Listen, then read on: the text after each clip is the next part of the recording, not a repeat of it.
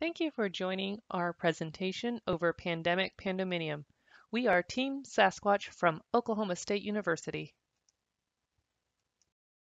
The Sasquatch Squad is comprised of myself, Hannah Pers, Maryam Taharani, Sean Everett, and Trin Fan. For our presentation, we'll go over the background of our project, the data preparations we performed, the analysis of the data, and at conclusion, our suggestions or recommendations from the insights derived. January 2020 was the first official COVID-19 diagnosis of a patient in the U.S., and at the time, the U.S. unemployment rate was at an all-time low of 3.5%.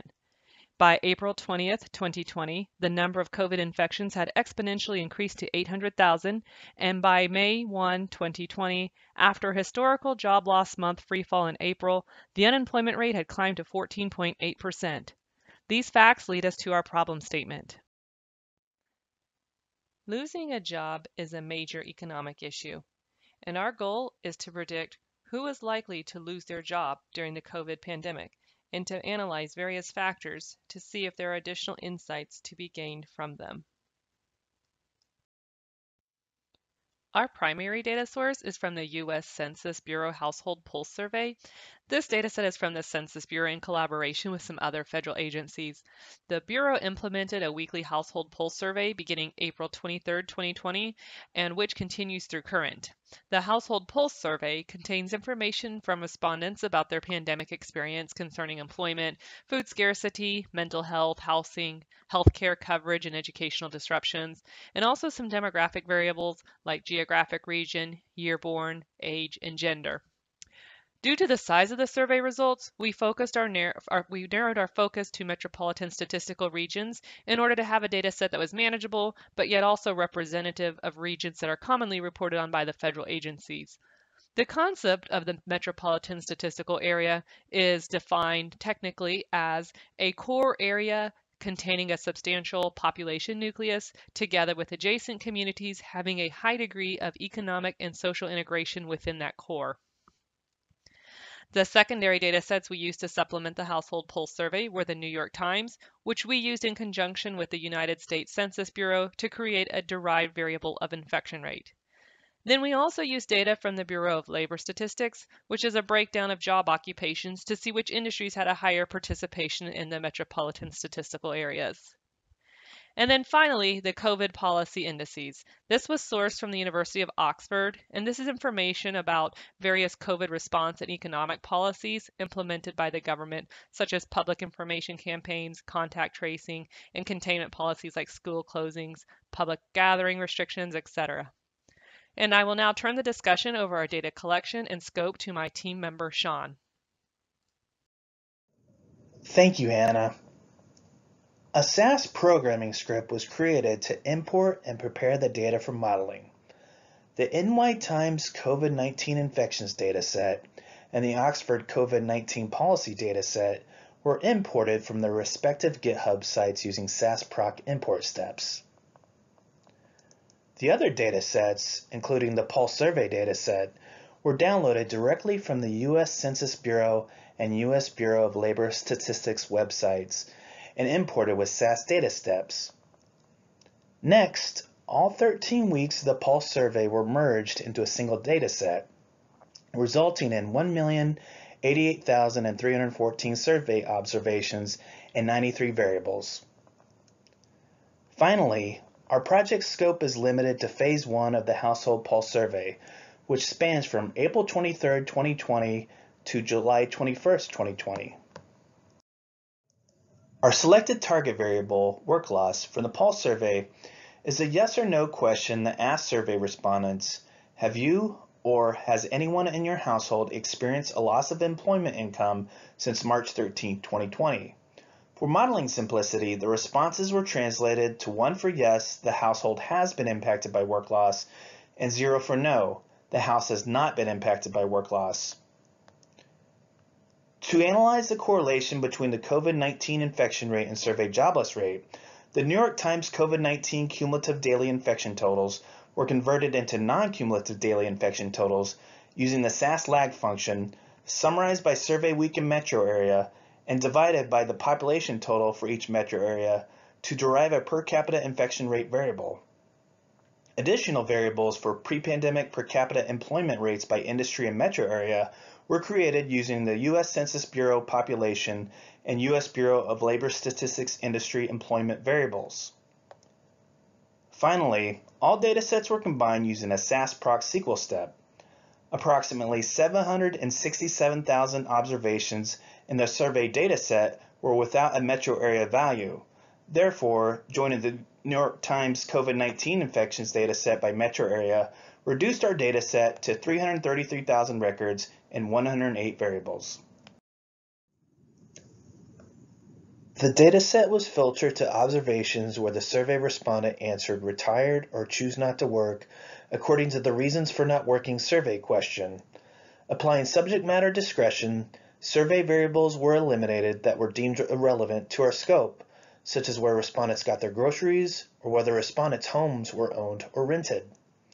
Furthermore, survey variables were removed that might bias our model, like whether the survey respondent expected to lose their job or the reason for not working. Additionally, observations were removed that were missing a work loss response. Next, missing values were handled. The survey utilized several numeric values to indicate a missing or non-response, so a SAS loop script was applied to change all missing survey values to blank. Then, a SAS survey impute proc step was used to fill in the blank values using HotDeck imputation. For modeling purposes, the final dataset included 273,984 records and 49 variables. Now I'll pass it back to my teammate Hannah to discuss the remainder of our project. Thanks, Sean. Before we proceeded with model building, we did some descriptive analysis over the data. Here we see we had a fairly balanced data set, with about half of the survey respondents reporting their household had experienced job loss, and the other half with no job loss. The next chart is the job loss reported over the weeks of the survey and the number of COVID cases. We had surmised there would be an obvious correlation between job loss and infection rate, but surprisingly, there just didn't seem to be much of an obvious pattern. We then broke out the survey participants who responded they had experienced job loss by region, and the Midwest had the most households who reported job loss at 52.2%. The number one reason survey respondents cited for not working was because the business closed at 66.4%. Then the next category was sick or caring for others at 15.2%, non-disclosed reasons at 14.3%, and then concern about the virus at 4.1%.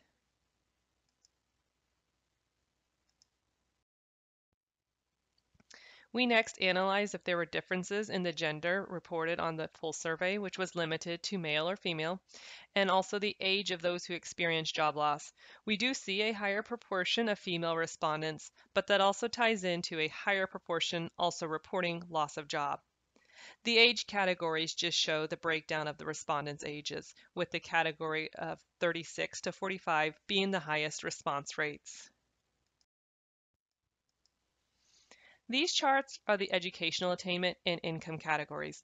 Lower percentages of job loss are reported by those with a graduate degree at 36.5% compared to the highest category of less than high school with a 69.2% reported job loss. This is also reflected in the income range, with high earners at $200,000 or more annually only at 30% job loss, but lower earners in the under $35,000 range at 67% job loss. This is almost a complete flip in the proportions. For our actual data modeling, we follow this process of handling missing values, variable selection, splitting the data, model comparisons, and finally, the results. For variable reduction, we experimented with the partial least squares, LARS, lasso, and clustering, and ultimately selected the system defaulted clustering with 4 clusters. We next split the data into 70% training and 30% validation, and the models we experimented with were decision tree, ensemble, gradient boosting, logistic regression, and neural network. The reason we chose these models is due to the nature of the data. With a lot of categorical and also some continuous data, the models are able to handle this. After building the model, these were the results of the model comparisons. As we see, logistic regression was the champion model with a 35% misclassification and 65% accuracy. And we'll discuss the specific model performance on the next slide. This is the model performance confusion matrix. So out of the total 82,198 responses, the model correctly predicted who was likely to have experienced job loss 72% of the time, which is the model's specificity rate. And the model predicted who was likely to not have experienced job loss 59% of the time, which is the model's sensitivity. The higher specificity rate suggests this model is better at explaining those who did not lose their jobs compared to those who did. The accuracy rate was pretty comparable on both the training and validation data sets at 65.2%, 42% accuracy for validation and 65.74% on training. This confirms it's a stable or reliable model. These were the significant variables selected by the model, with the variables in the red having an increasing effect on job loss and the variables in the green having a negative effect. For instance, when the metropolitan statistical area is the Detroit, Michigan area, the likelihood of losing one's job increases by 1 unit, all other things remaining constant. But when the metropolitan statistical area is the Phoenix, Chandler, Mesa, Arizona metro area, the likelihood of losing one's job decreases. Some of the variables intuitively seem to make sense, such as higher education or health coverage, but then health status being good is one variable that the model selected as increasing job loss. We would definitely recommend further investigating into that variable to try to understand why. These are the odds ratio, which is the measure of influence on the model for the variables education and income. We see that people who have completed less than high school have a higher influence compared on the model compared to someone with a graduate degree. And lower wage earners, like someone making less than $35,000 a year, is about twice as likely to lose their job as compared to higher wage earners making $200,000 or above. These are the coefficients of the variables on the model, with again the red having an increasing influence and the green having a decreasing influence. We see that being from the Michigan region of Detroit, Warren, Dearborn has an impact of job loss, and that being from the Phoenix, Mesa, Chandler part of Arizona has a decreased effect on the job loss reported. It's interesting to observe that the regions more likely to experience job loss are on the east or west coast, while the regions in the Midwestern area have lower effects on job loss. Further studies might be warranted to see if industries like manufacturing or other blue collar type jobs are considered essential and therefore do not experience shutdowns, and this might impact their regions.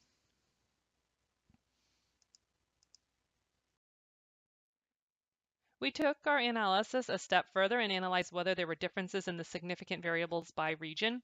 Based on the ANOVA results, there were significant differences by region. So here we see age and infection rate was more significant in the West, while in the Northeast, infection rate and the number of kids in the household were more significant. On the left are the mutually shared significant factors like education, race, tenure, marital status, income, health insurance, health status, number of adults in household, and the metropolitan statistical area. Our final recommendations are first, incentivize students to continue their education. We saw that people with advanced degrees experience lower rates of unemployment. Incentives could be in the form of tuition reimbursements, loan forgiveness, or education at work programs. Next, support women in the workplace. There is an imbalance of women being more reported as more likely to lose their jobs. This could be tied in with our next observation, as traditionally women have been the primary caregiver for children. Because being sick or caring for children is a leading cause for not working, we believe that providing support, either by subsidized care or more tax credits, could help with people having to leave their jobs for this reason. And finally, we'd like to see stimulus packages for people with lower incomes, such as 30% of the federal poverty level. This would be about $25,000 annually for a 3-person household. Not only is this category more likely to lose their jobs, but they are more likely to be dependent on this income. So providing them a stimulus could enable them to actually survive. For our future scope, we'd like to expand our analysis to include all survey respondents instead of limiting to just the metropolitan statistical areas. We'd like to request additional information on the survey, such as company industry, size, and the time period of the job loss. And finally, we'd like to review if there's social economic variables such as labor costs, job vacancies, etc., if these would have an impact on job loss. Finally, hindsight is 2020. Just to wrap up some of the things we learned and some of the challenges of the data is that we encountered our own belief limitations just from our intake or interpretation of the information flow in our daily lives. For example, when we first started building models, we expected an outcome of obvious correlation between infection rate and household job loss, or between government response indexes and infection rates, which the data just did not support. We had to shelve those expectations and let the models perform and use the outcome to educate ourselves. Another challenge is due to the extreme number of available variables from the joint data sets that interpreting which ones to include or exclude based off of our understanding can cause model bias. Additionally, after learning more about advanced model capabilities, we would have liked to have applied time series modeling since the data was over time, and perhaps even some more advanced missing value imputation methods we could have used in order to retain more of the survey responses. So, while yes, hindsight is 2020, over this project we have definitely learned new things and expanded our experience, which benefits us for future endeavors. Thank you for your attention, and we hope this presentation was interesting and informative, and we welcome your feedback.